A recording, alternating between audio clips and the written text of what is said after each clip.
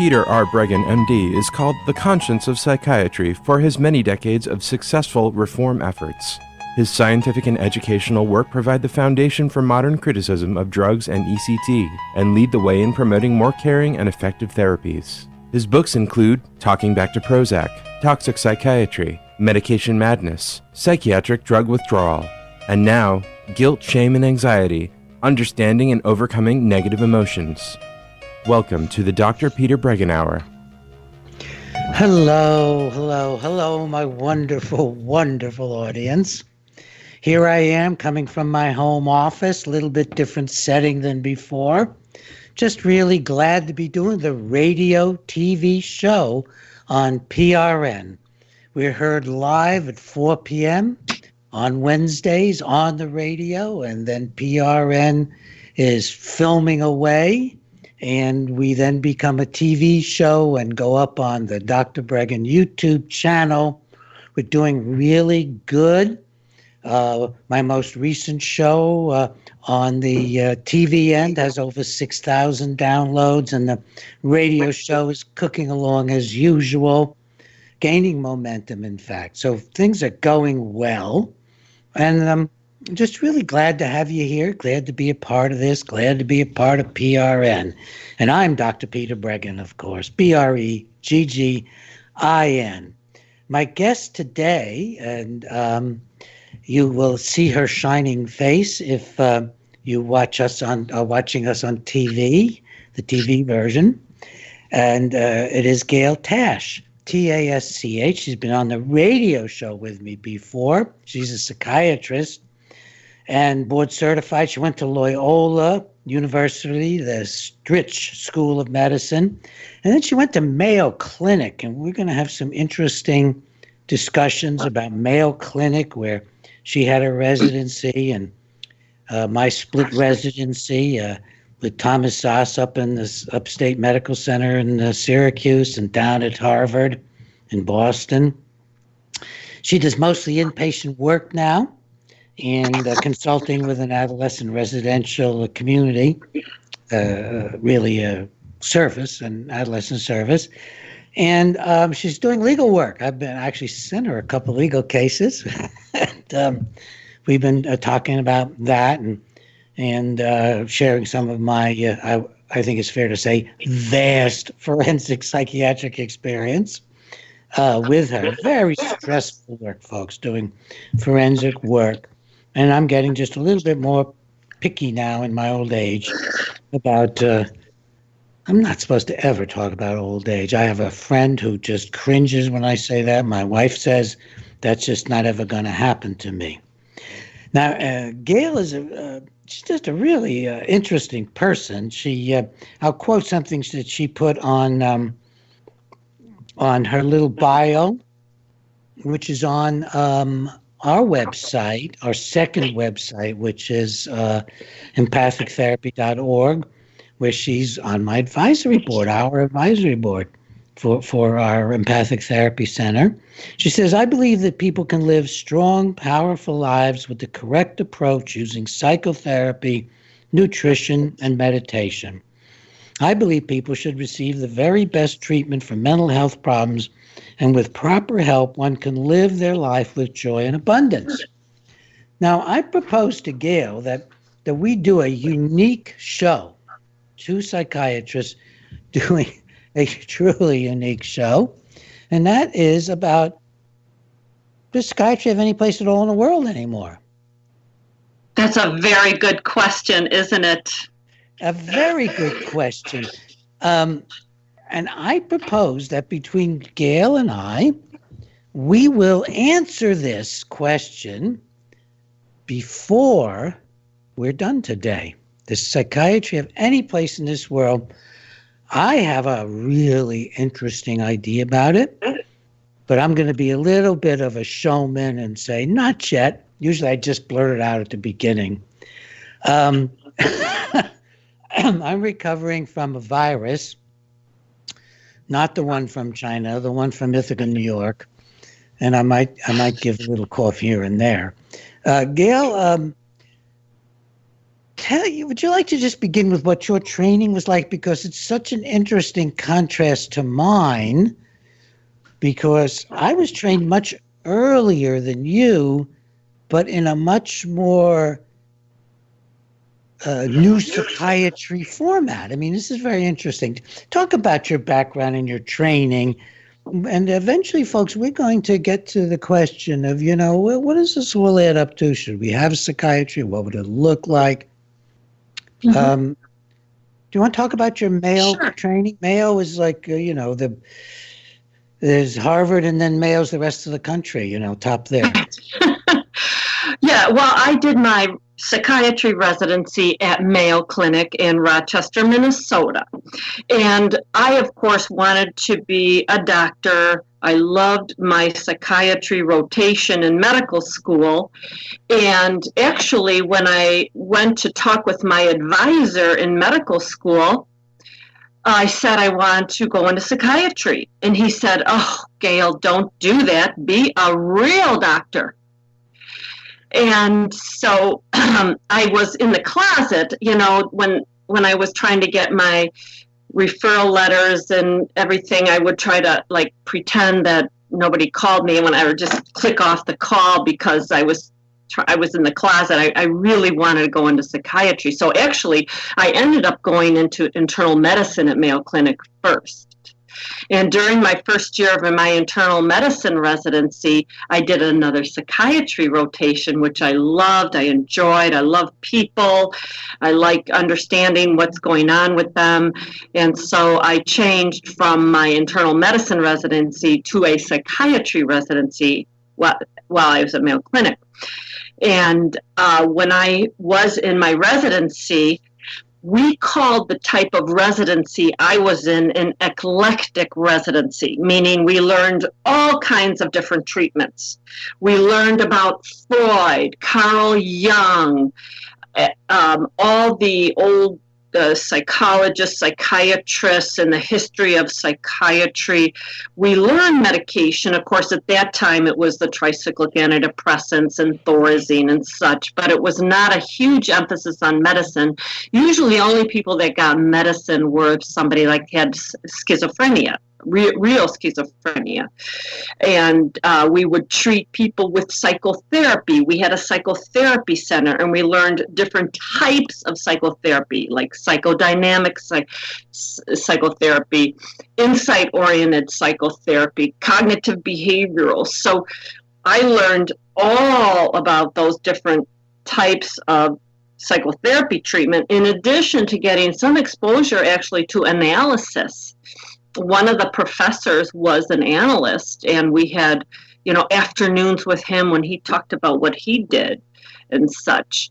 So the psychiatry residencies at that time were either eclectic or biological, and the better residencies were biological.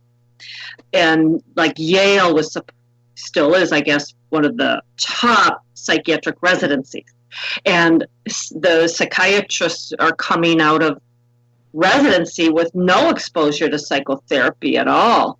And Dr. Carlett, who has a newsletter, he wrote a book called Unhinged about the fact that he graduated from residency without knowing how to do psychotherapy. And when I was practicing as a traditional type of psychiatrist, even if I was doing med checks, the 15-minute medication checks, I always tried to find out, well, what's going on in your life? What is the stress? And so I still, even in that context, would try to really understand what was going on in their lives. And I did psychotherapy early in my career, and I did a lot of different things. I did insurance management, utilization review, and so I did lots of different things. But my residency, as I said, was eclectic, and I really appreciated, and most of my professors were older people who grew up in the system of more like the old, what psychiatry used to be. It used to be about therapy. Psychiatry used to be about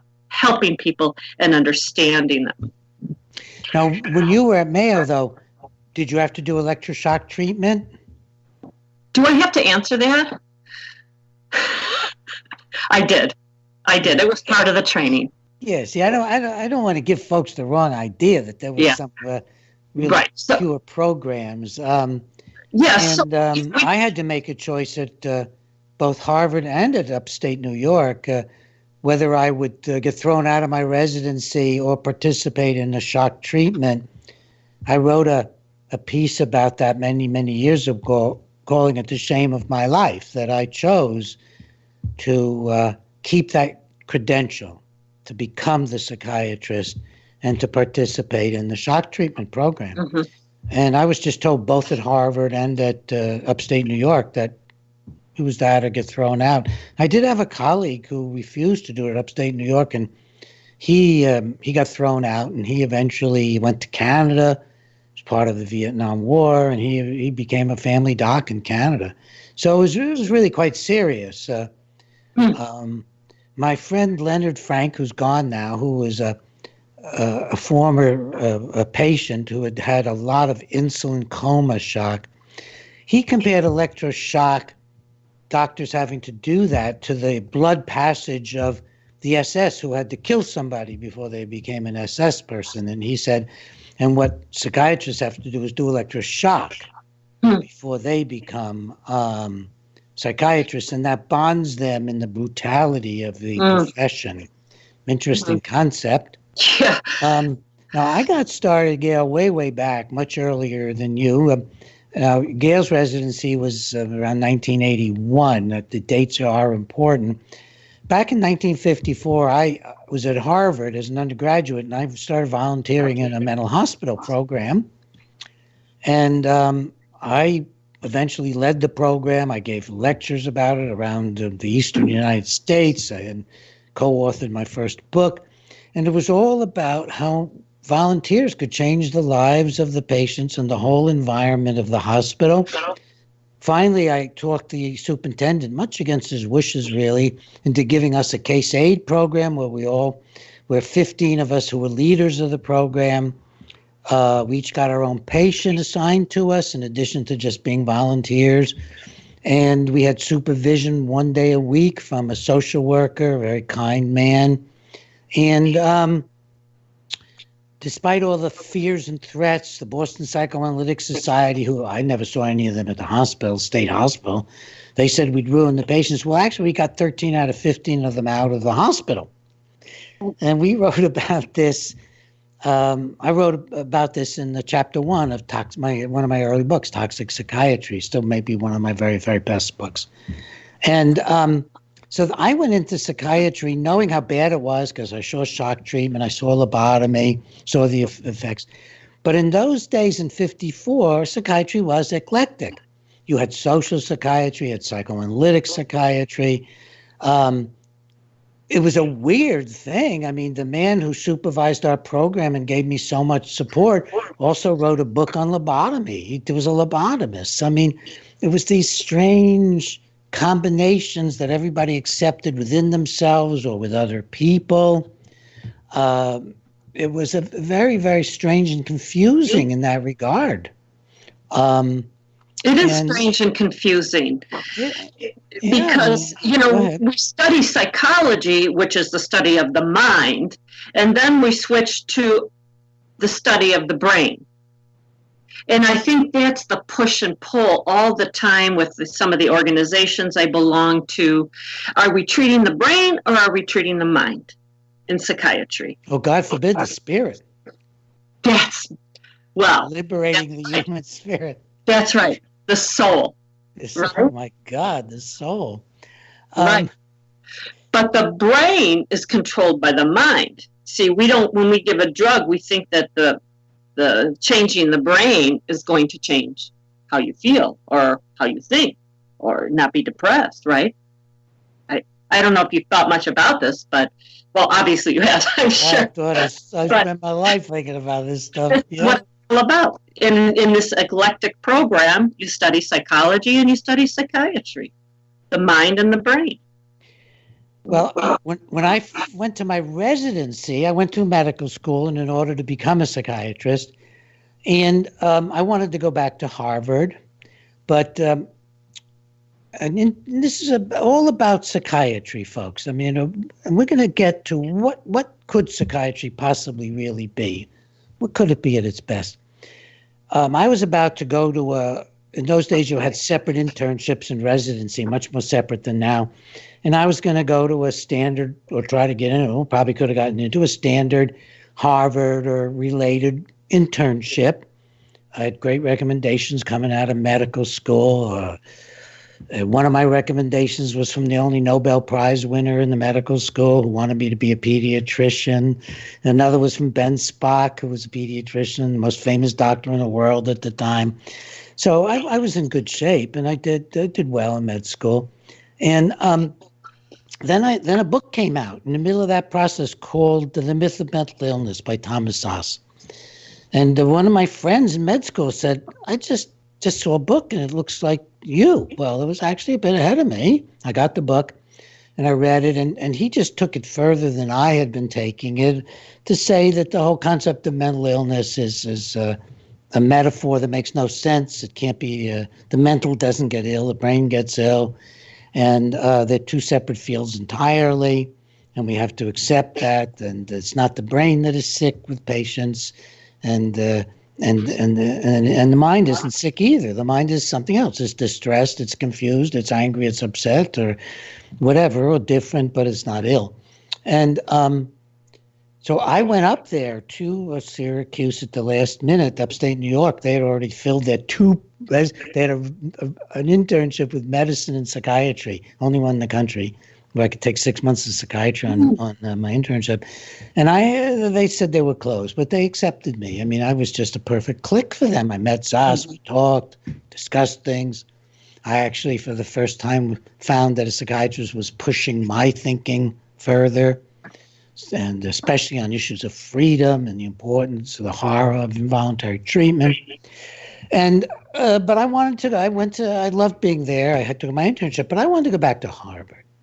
And I had interviewed there, and I'd been interviewed by a family therapist, and we talked about how much psychoanalytic influence there was in the program, and it looked really terrific. So I went there, got in, went there for my first year of residency, and the program had changed overnight. It was a bait and switch. I'm sure they weren't intending a bait and switch. Overnight, they were no longer doing psychoanalytic psychotherapy. You could only have one supervisor for therapy, and I cheated. I bootlegged. The supervisors didn't have enough patients, because they were being limited. They were being edged out. The older people, they were being edged out. And I had 2 or 3 people that I got to supervise my therapy work. You were told you could only have 2 therapy patients, and the rest was going to be medications, electroshock, ward management. And I sat down with the head of the research program, whom I knew from Harvard, Jerry Clairman. It's all important, folks, about just what is going on here. This is 1968. No, 62. 62, I'm at Harvard, 62, 63. And I sit down with Jerry Clairman. He knew me because I had really been the leader of this big volunteer program. I worked with Harvard professors as a kid.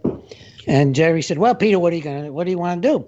I said, well, Jerry, I'm really interested in developing really better and better understanding of human personality, who we are as people, what is a human being, and then also how to help people therapeutically. And Jerry laughed. He said, Peter, we ain't going that way. We're going to be doing 2 things, more and more and better medications, and we will be using computers to diagnose people and give them meds. This is 1962. And Jerry went on to be the head of the National Institute of Mental Health, and I went on to be the counter to the National Institute of Mental Health and the American Psychiatric Association, and so on. So I had this residency where none of the psychiatrists could relate to the patients.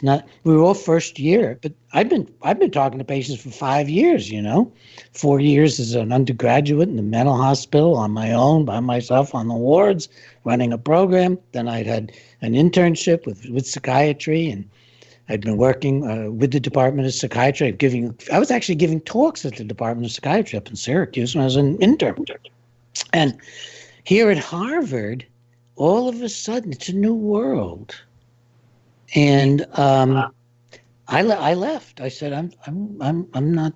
This is no good. Where the direction you're going is wrong. And I went back to Syracuse. They didn't want to let me go, by the way. I would later, Gail, win a huge lawsuit settlement because the psychiatrist accused me of being thrown out of Harvard. So I sued him. He also called me a paranoid schizophrenic. Oh, boy. His name was Leo Alexander, who was our psychiatrist at Nuremberg, who tried to let off every psychiatrist. He was our military psychiatrist in Nuremberg, and I was breathing down his neck about that when he went after me. And I exposed him for what he'd done and so on. And so he gave me a big settlement. No one else ever accused me of being, quote, thrown out of Harvard. I was told I was not allowed to leave because no one ever left Harvard. They weren't going to have somebody leaving their program. I said, I'm on my way. I went back to Syracuse and visited, and they said, well, if you're coming back here, if you'd like to, we'd love to have you back.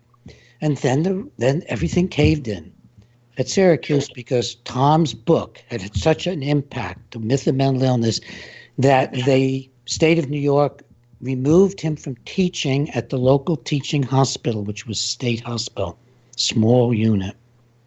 They tried to get him thrown out. Tom got the ACLU to back him and big fight. And I was in the middle as now a resident of being the only resident daring to stand up and say, Zos is right. What are you doing? And so on and so forth.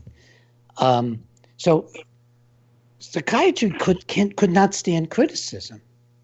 And it never has been able to stand criticism. They tried to run Zos out, but he fought and he stayed, and they couldn't get rid of him. And he just sort of hunkered down and taught a few students, didn't get much teaching time. He was happy he wrote his books. And I also learned to fight watching him, that you must fight these if they go after you. And I would have to do that later on, but not then. And then I went on to National Institute of Mental Health, and because I was still kind of the bright kid, young psychiatrist. And then I realized that I had to find another way. And that's the beginning of Bert Karen calling me the conscience of psychiatry. And I found that the only place for an honest person was to be outside the system, for me to say what I want to do. And I built a private practice, and, I've created institutions of my own and so on. But looking at it, the modern psychiatry is the old psychiatry. Psychiatry's roots are in the state mental hospital and in medicine. One of the oldest plays ever written, a Greek play, was making fun of Hippocrates for drugging people and for the whole psychiatric kind of end of medicine way back in ancient Greece. And in this ancient play, the psychiatrist turns out to be crazy. So this thing has been going on a long time, but psychiatry doesn't become anything powerful until the Industrial Revolution and street people and the giant lockups in the state mental hospitals. The first journal in the United States is the Journal of the State Hospital Systems, the Superintendents of State Hospitals. That eventually, I think, morphs into the American Journal of Psychiatry. I'm not exactly sure of that morphing. Psychiatry's roots have always been medical and biological. Going back to ancient times, it's medical. Then it's the involuntary treatment, the giant hospitals. And interestingly enough, Harvard was the cutting edge. So I'm in 1962, no longer being trained. Nobody read Freud then in the training program. Nobody read Jung in the training program. Because Freud was never a psychiatrist. Most people don't know that. That's correct. Psychoanalyst, created his own franchise. And Jung was a psychiatrist and had a lot of the plague and faults of psychiatrists, the arrogance, the authoritarianism. So did Freud. Yeah. But well, Dr. Breggin, that is... I'm going to take a breath and give it back to you. Yeah. Well, it's just an amazing story. I didn't know much of what you said. I'm not familiar with, of course, but what what a story about what you've been through with the different training programs and fighting the system. But I think one of the biggest things that happened with psychiatry is the therapy can be done by master's level, even bachelor's level people. So they had to differentiate themselves to the medical model, which means give a pill. If you're depressed, take a pill. If you're anxious, take a pill. Makes lots of money. It's easy for the doctors.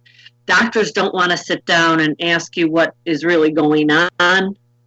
They want to just give a pill. And I know doctors who do medication checks, and the person will say, oh, I got a problem in my marriage, or I lost my job. Don't tell me. Tell your therapist. And it's a way to, these doctors are doing well just writing scripts all day, and they don't want to know. They don't want to get into the wherewithal of what's really the problem, And, there's a group of functional medicine. You've heard functional medicine. They treat the problem. If somebody has high blood pressure, they don't want to just make sure the numbers look right. They want to say, well, gee, why do you have high blood pressure? 50% of people over that are middle-aged, 50 years of age and over, are going to have high blood pressure and take medication for it. So the functional medicine doctors want to treat the problem. So I think when people are depressed, anxious, or even have voices, we need to treat the problem, right? Absolutely. Yeah. We've got to understand the person and relate to the person. I view that basically all of our despair and desperation and psychosis and everything that we suffer from that's psychological, social, and spiritual is basically about relationship. The worst of it originates in terrible early relationships, but terrible current relationships contribute, and that basically the solution is love. That when we are able to love each other and love life, love some aspect of life, and open our hearts to life, we transcend our craziness, right, and our suffering. And it is a spiritual experience. Yeah. And that you can't get in a pill. Well, it blunts the spirit. All drugs are spirit blunting. You may get some sort of a wild high from a hallucinogen once or twice, or even marijuana. You may get, quote, an insight or something. But drugs eventually, they're neurotoxins. All drugs are neurotoxins. All things that influence the mind, the brain, are neurotoxins, whether it's marijuana or LSD or Xanax or Abilify or, Celexa. And they wear the brain out. They dull the spiritual aspect. They make us less there. Right.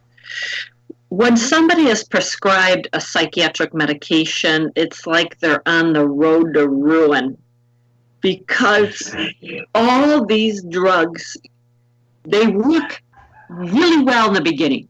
There's a huge placebo response. I know what the problem is. The problem's going to be fixed. So in the beginning, people always say, oh, the meds worked at first. Well, because especially with children and adolescents, you can get as high as an 80% placebo response. Sure. And there is some amount of intoxication, like if you're starting on a benzo or Paxil, it's a stimulant. And so people feel better a little, they feel better. But then what happens next? They don't keep working. And then people, oh, my meds aren't working. They stop working. I need different meds. Well, the meds, of course, become a problem because they start to fight the drug. So you now have the neurotoxicity of the drug, and then the brain is distorting itself to compensate. It's fighting the drug. And then you end up with the brain being injured by its own self-transformation. And that's, if you stop the drug, you get withdrawal because the brain has been living with the drug, and now it's living without the drug, and you get withdrawal symptoms. And the whole system does not work. And that's one reason, folks, why these drugs are usually tested for for anywhere between 3 weeks, like Adderall, XR, 3 weeks of give it to kids for 3 weeks. Yeah, we can learn a lot from that. And why maybe the maximum control clinical trials are 6 weeks, sometimes rarely 7 or 8 or something. And that's because they don't help. Once you get into a few weeks, you get all these adverse effects, and then you get the brain reacting against the original drug effect, and everybody ends up getting really more apathetic, more dulled, and often stuck with it for a lifetime. So looking at all this, we're halfway through. We're painting this picture. What is the future for psychiatry, folks? Well, that's a good question, because if the drugs are harmful, which they are, but the industry has penetrated that doctors don't see what is really going on, because the training is mainly 75% of medical education is industry sponsored. And I drank the Kool-Aid. I mean, I went to all the lectures and about biological psychiatry, but we have as Robert Whitaker points out in his book, we have skyrocketing rates of mental health disability and mental health problems. So if we had good treatments, we wouldn't have that problem. Oh, in fact, Gail, I don't know whether you've seen a change. This will be interesting. When I was in training, we assumed our patients got better. We actually saw them get better. You had a manic episode, you came in the hospital, you gave your drugs for a few days, a few weeks, you weaned off, your manic episode was over. You might go 5 years or a lifetime without another. Yeah. Unheard of now. Everybody cycles and gets manic in between manic cycles, and it's the drugs, the neurotoxicity. There's no cure in psychiatry, right? Yeah, because we don't let people go drug-free and recover. Correct. Once you start those drugs, it's a lifetime of in and out of hospitals and try this. And then when the doctors are changing the medicines one after another, then you really see problems and people feel terrible. But so... Gail, this brings up another question. Here are you and I. We only just got to know each other this year, I think. You've been on the show once before, I think. We talk on the phone. All of this is so obvious to us. You didn't have to learn from me. I didn't have to learn from you. We figured this out through real life experience. What's going on with our colleagues? They don't see anything. No, they don't. And I really question why that is. But I think there's a lot of brainwashing, tremendous brainwashing. Because even at Mayo Clinic, anything natural was abhorred. Anything outside of conventional medicine was a joke. And I don't know if I said this in the last program, but you've heard of Laetrile, right? Yeah, I haven't heard a good opinion of it, but go ahead. So people wanted Laetrile for treatment of cancer. And I was at Mayo Clinic, and they did a Laetrile study to put to rest, does Laetrile work or not? It was on national news every night about the study at Mayo Clinic about Laetrile. So the study at Mayo Clinic showed that Laetrile did not work in cancer. There was a doctor at Sloan Kettering who had done studies and showed that Laetrile was effective as chemo for end-stage lung cancer, like metastatic lung cancer. But I recently saw a documentary about Laetrile by a science writer, and he said in this documentary called Second Opinion, Dr. Ralph Moss, M-O-S-S, was a science writer at Sloan Kettering, and he followed the Laetrile story. And Dr. Moss had a documentary made Eric Merola was a documentary filmmaker. And Dr. Ralph Moss says that Laetrile study they showed that it was a sham study. Dr. Moss said it was a sham study to ensure that Laetrile failed against chemotherapeutic agents. And the FDA said in 1974, how can we sell chemotherapy for $75,000 if you can get Laetrile for 75 cents? And when I saw that documentary, it just broke my heart because I was at Mayo for 4 years. The study was done. I wasn't involved in it. I mean, but they failed the study at Mayo, just to be clear, in order for the Laetrile to fail. And that was such a shock. That's basically what I hear all the time about my colleagues and what they do. Standard procedure, right? They rig things for the drug. They even rig it against the placebo. They find ways to make the drug look better than placebo by distorting things, dropping out patients who respond to placebo. Exactly. Bizarre things. Yeah, you cannot. I know nothing about the Laetrile issue, but God knows in our area, in the area I know, it is impossible to show that any psychiatric drugs have long-term good effects. It's impossible. And you can show that they have innumerable neurotoxic effects with the first, second, and third doses. So you're looking at 1, 2, 3 doses. It's already huge percentages of people are not doing well.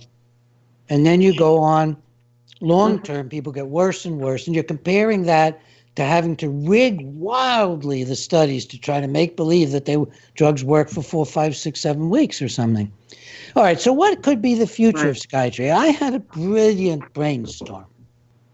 And I realized that psychiatry could be like a savior of the world. Right now, we literally have hundreds of millions of people throughout the world who are neurotoxic to psychiatric drugs. Most of them given out by other kinds of doctors, pediatricians, and, primary care people, nurse practitioners, anybody else who can give out drugs around the world. So there's probably hundreds of millions of people on psych drug.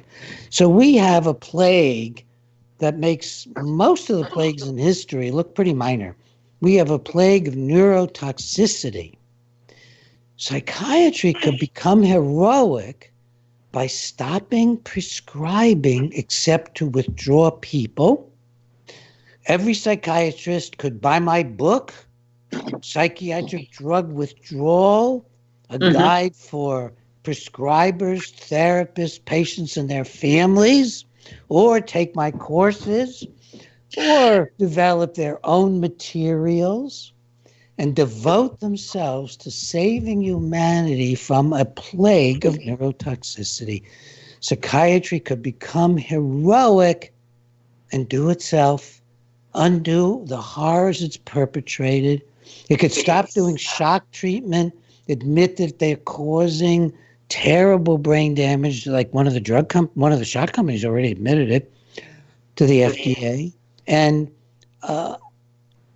start rehabilitation clinics for head-injured patients from ECT. So psychiatry, I've got it. All you have to do is get honest, learn how to withdraw people from drugs. None of you know how to withdraw people from drugs. Imagine a profession that only knows how to put people on drugs for the rest of their lives that don't work. And become heroes to the world. You wouldn't have to learn to do therapy. You could work with psychologists, psychotherapists, clinical social workers, marriage and family counselors, lots of therapists out there to work with the families to provide the support network that people need when they're withdrawing from neurotoxins and may have some emotional problems undealt with, made worse by the drugs. So I'm inviting my profession now to become honorable, to save the world from a plague of neurotoxicity, and to be heroes such as we've never had on earth before as a profession. It would be kind of like what George Washington did in his will, where he freed all his slaves on his wife's death. He waited for her death. Right. And devoted his entire estate to the taking care of the slaves, educating them, providing food and shelter, giving them a place to stay, so that he left no financial legacy to anyone except his wife. Very interesting what he did. So it's possible, folks, to see the light, realize you're doing something terribly wrong, committing an international atrocity, spreading neurotoxins throughout the world. You're not doing most of it, but you're the ones responsible for it. You're the henchmen of the industry. You're the partners with the big industry. You're the ones that do the studies. You're the ones responsible. Find the truth. Have a moment. I would love to see that. Sign me up, because that's where we need to go. Because we're not helping people. We're making them cripples, to tell you the truth. Well, you already signed yourself up. You're doing this one. Tell folks a little more about what you do in the hospitals where you work, and you often are taking the place of doctors who are on vacation, and what you try to do, taking the people off drugs. Right. Well, I still excuse me, folks. Earn a living. I still need to have a job, and there's a hospital in Eau Claire where I'm working there, and I end up doing usually the adolescent unit, because it's hard to get a child psychiatrist. I'm an adult psychiatrist, but I, for many, many, many years, have worked on the adolescent unit off and on. So on the adolescent unit, it's an inpatient behavioral health unit for ages 10 to 17. Half of the admissions are kids that were started on an antidepressant and 3 to 4 weeks later made a suicide attempt or became suicidal. It's the same story. Same story. It's always 3 weeks, 4 weeks. And so I usually stop the medicine if they've been on it a short time, or begin a taper. But I have never really seen the medicines help children. There is the placebo response, but in style in my area, and it's Abilify, Zoloft, and it's off-label. All these off-label uses, and I see kids get violent. The combination of Abilify, Zoloft, commonly I see violent behavior. And I sit down and I talk with the parents and explain this, and talk about the fact that these are experimental uses of these medications. And there should be, according to the Nuremberg Code, if somebody's part of a medical experiment, they should have informed consent and know they're in a medical experiment, right? Well, according to the Nuremberg Code, if you're in a mental hospital, then you actually can't be experimented on because you're under too much heavy control. Really? Well, I didn't know that. You know the Nuremberg Code better than I do. Well, I work in that area. I mean, I was in a trial where my testimony set up the state mental hospitals as being comparable to a Nazi extermination camp, and that therefore the patient couldn't have volunteered for psychosurgery because it's like a Jew volunteering for a freezing experiment rather than the gas chambers. And in this case, the patient had been told that he would never get out of the hospital unless he volunteered for psychosurgery. Commissioner of Mental Health of Michigan told the patient this. You can get out of this hospital if you volunteer for our new surgery. You put holes in your head, we put in some electrodes, burn a few holes here and there. And that trial did, following my testimony, the 3-judge panel invoked the Nuremberg Code and stopped all the experiments. And that trial in 1972 stopped all psychosurgery in federal and state facilities. I don't know of any where it's been resumed. But again, this is all relevant, folks, to what this profession of ours is about. This is the profession, psychiatry is the profession that helped start the Holocaust by showing you could systematically murder mental patients. That's how it started. That's how it started. I was listening to NPR, and this filmmaker made a movie called Never Look Away. And he said, he just said, as a matter of fact, oh yes, and in my movie you'll see how the Holocaust was based on the treatment of the mentally ill, just like a matter of fact.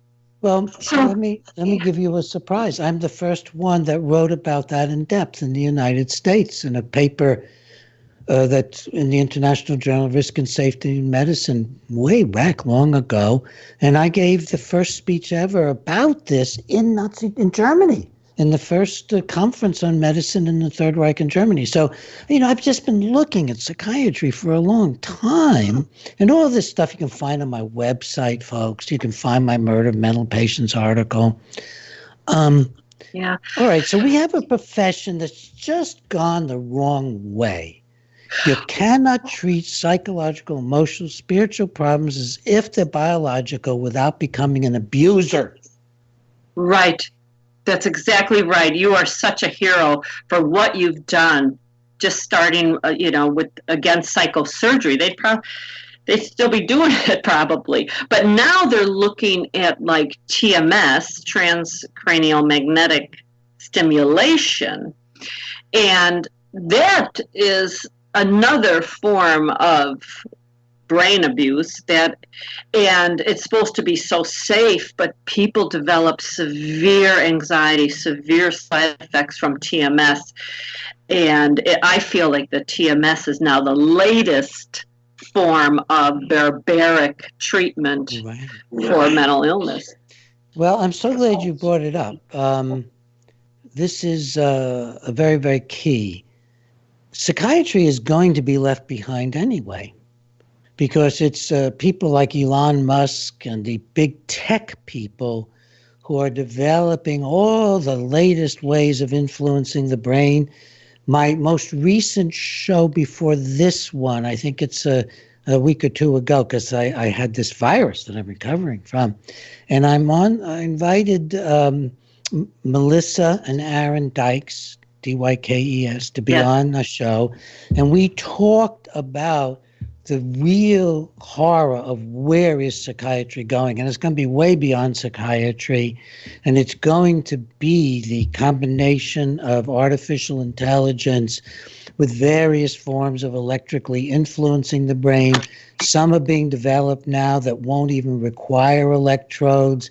You'll just be able to pass something over the top of your head or put it on your head for a little while, and they'll get in there and mess with the brain. No good can come from any of this, folks. Once you think you're going to change human beings for the better by messing with their brains, you are going to be an abuser. You may be a wealthy one, you may be a powerful one, you may be a famous one, but you will be an abuser. But it is the next step beyond psychiatry. It poses perhaps an even greater threat now for the future than psychiatry. And I hope folks who watch this will go back and watch that show, which is about something worse than psychiatry.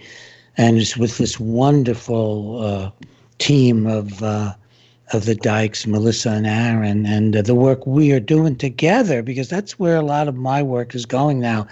I'm old. My job seems to be on Earth to go where no one's yet going.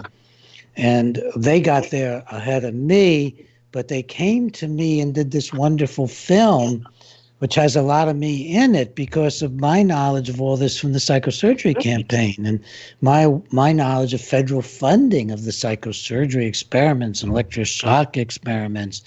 And so now they're looking at how the federal government is funding people like Elon Musk, and it's the deep state. It's the deep state. It's the federal agencies involved.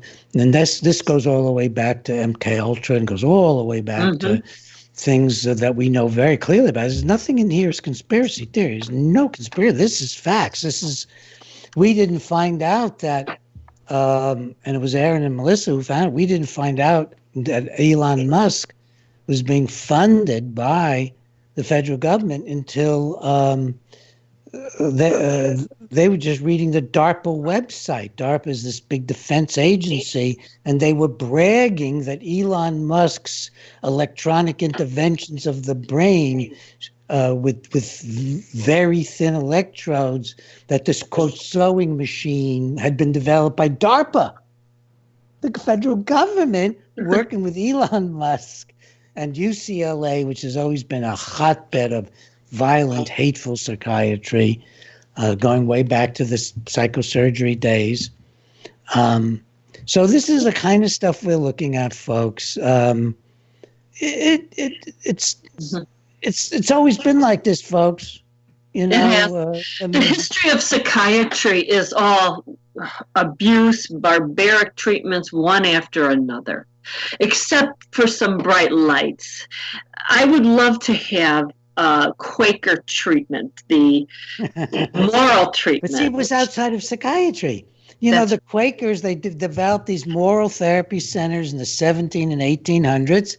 They, as best we can tell, there are books out, book by Bachoven, who was a psychiatrist, state hospital psychiatrist. He looked back at these old therapy, moral therapy, they called it, developments, and they treated people who were very psychotic, very manic, and they did very well using a lot of emotional support, religious support, spiritual support, very much along the lines of what I was developing in the volunteer program and that other people have done with therapeutic havens and therapeutic wards. But psychiatry always defeats these things. Many of them occur outside psychiatry. If they're in a psychiatry ward, they get defeated. R.D. Lang developed wards. I mean, this has gone on, and then it gets defeated because this fundamental issue, if you're going to see people as diseases to be eradicated, you're going to brutalize them. Right. And there's nothing wrong with their brain. Until they see the psychiatrist. Right. Then they have and everybody has a biochemical imbalance. It's so bizarre. Yeah. It's absolutely so bizarre. We're getting down to the last couple of minutes. This has been, for me, a very good show. Have you enjoyed it? Very much so. I think it's a good show. It really keeps coming back to the same themes. So Gail and I, Gail Tasch and I, TASCH, we invite our colleagues to lay down their weapons, to beat their weapons into plowshares, to learn to take people off psychiatric drugs, to become a heroic movement to liberate tens of millions, probably hundreds of millions of human beings from neurotoxicity, to join with the social therapists, the psychological therapists, the family therapists, and to reject, of all things, the evil psychopharmaceutical industry. There is no good in the psychopharmaceutical industry. Well, I certainly agree, and you're wonderful to speak with. I really enjoyed interacting with you in this hour, and let's hope we can convince some people to go towards the light. Toward the light. Yeah. It's a good life, folks, to really help people. Psychiatry is a sad bunch. You go to their conferences, they all look depressed. They're all wandering around the psychopharmaceutical carnival of displays and huge things and women and girls and stuff. You know, it's all pharmaceutical money, and they have my colleagues have a high suicide rate, and there is a light at the end of the psychiatric tunnel, folks. Mm-hmm. There's a lot of good you can do if you change your direction. I feel so blessed that I understand this, and I can truly help people. And your book, Your Drug May Be Your Problem, that's like my theme, because when somebody comes in the hospital, especially like the adult patients, are usually on 3 or 4 or 5 drugs, and they are not doing well. And I talk to them about that, and we sometimes really get somewhere, I got to get you updated, though, with psychiatric drug withdrawal. I got that. Oh, yeah, I've got that book. I've got it. I've given it out many times. Gail Tasch, thank you so much for being my friend, my colleague, and for being on the Dr. Peter Breggin Hour. And thank you, PRN.FM, for the wonderful opportunity for having my combined radio, TV show. It was great. Thank you. Bye-bye, folks.